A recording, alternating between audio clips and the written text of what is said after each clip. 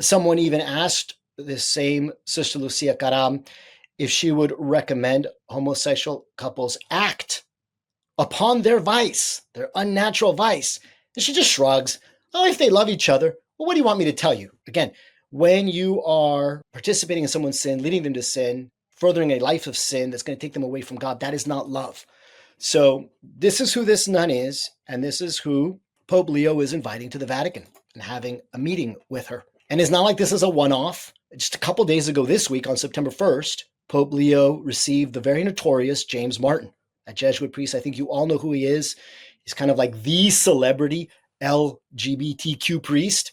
And we know that that's what he's been pushing all of his life. Here's what he tweeted after that meeting.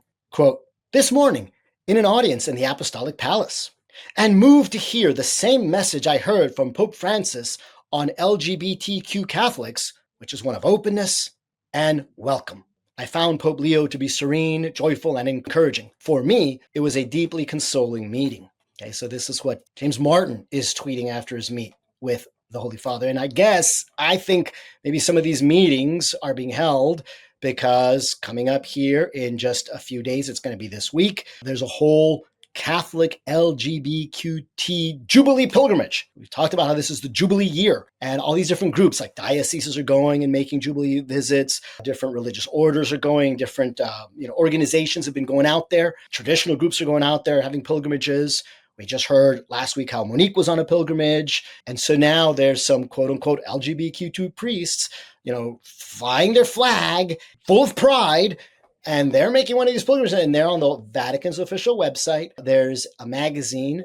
It's called Charisma, and I believe it's like one of the leading charismatic publications.